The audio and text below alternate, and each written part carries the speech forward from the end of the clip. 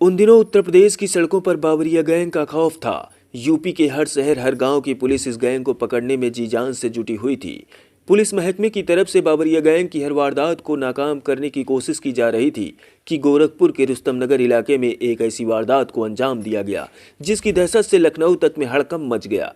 एक घर में एक ही परिवार की 7 लाशों को पड़े जिसने भी देखा उसके पैरों तले जमीन खिसक गई। उस घर में फर्श पर फैले खून ने हैवानियत के गंदे खेल की सारी कहानी बयां कर दी थी। साल 2001, आज से करीब 22 साल पहले गोरखपुर के रुस्तमपुर की शिवाजी नगर कॉलोनी में बैंक कर्मी राकेश राय और उनका परिवार रहता था। घर परिवार में सब ठीक चल रहा था, लेकिन 20 नवंबर का दिन इस घर के लिए बेहद मनहूस साबित हुआ।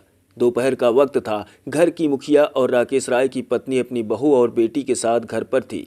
तभी कुछ लोग भीख मांगते मांगते इनके घर पर दस्तक देते हैं। राकेश राय की पत्नी भिखारियों को कुछ पैसे देती हैं और तभी उनमें से एक भिखारी खाना खाने की इच्छा राकेश की पत्नी के सामने जाहिर करता है। बस फिर क्या, राकेश की पत्नी उन बेचारे भूखे गरीबों को घर में बिठाकर खाना खिलाती हैं और कुछ देर बाद वो भिखारी घर से विदा लेकर चले जाते हैं। रात हो चुकी थी। घर के लोग किसी भी अनहोनी से अनजान सोने की तैयारी में लगे हुए थे कि तभी घर के दरवाजे पर दस्तक हुई। घर का दरवाजा खोला तो कुछ लोग घर के अंदर घुस आए और परिवार से जोर जबरदस्ती करने लगे। उस काली रात में हैवानियत का ऐसा गंदा खेल खेला गया जिसे सुनकर ही कपकपी छूट जाए।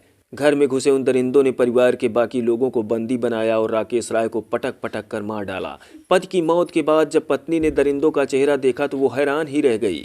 जिन लोगों को सुबह भूखा समझकर खाना खिलाया था वही रात में किसी कहर की तरह घर में तांडव मचा रहे थे। हैवान दरिंदों की बेरहमी ऐसी थी कि उन्होंने परिवार के सामने ही बच्चों को दीवार से पटक पटक के मौत के घाट उतार डाला। उस वक्त को सोचिए जब सिर पर मौत खड़ी हो, मालूम हो कि मरना ही है और सामने ही छोटे छोटे बच्चों को बेरहमी से मारा जा रहा हो। मौत देने वाले की ऐसी क्रूरता की कल्पना तक करने पर सिहरन सी पैदा हो जाती है और राकेश राय का परिवार उस वक्त इस खौफ से गुजर रहा था। घर में घुसे दरिंदों ने एक एक करके 7 लोगों को मौत के घाट उतार दिया, लेकिन हत्यारे राकेश की बेटी को पहले से ही मरा समझकर छोड़कर चले गए। अगली सुबह जब छठ पर्व के लिए लोग अपने घरों से निकले और राकेश राय के घर का खुला दरवाजा देखा तो वो अंदर गए और अंदर का मंजर देखकर हर किसी के पैरों तले जमीन खिसक गई। घर के अंदर पड़ोसियों का जमावड़ा लग चुका था। घर पर खून पानी की तरह बह रहा था और इन सब के बीच एक कोने पर राकेश की बेटी पड़ी थी। सिर से खून बह रहा था, सांसें उखड़ी उखड़ी चल रही थी, लेकिन किसी की हिम्मत नहीं थी कि वो उसके पास तक जा सके।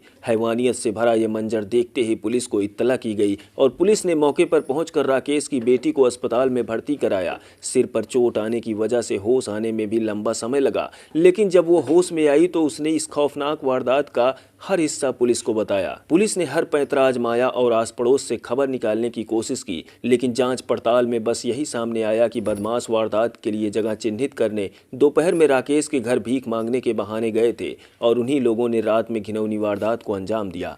पुलिस ने जांच पड़ताल को और तेज किया तो बावरिया गैंग का नाम सामने आया और इस केस में पहली बार बावरिया गैंग के सदस्यों को सलाखों के पीछे पहुंचाया गया। राकेश राय के परिवार का कत्लेआम करने वाले बावरिया गैंग के खिलाफ लोगों में ऐसा खौफ पैदा हुआ कि तभी से हर साल जिले में बावरिया गैंग के बारे में अलर्ट जारी किया जाता है।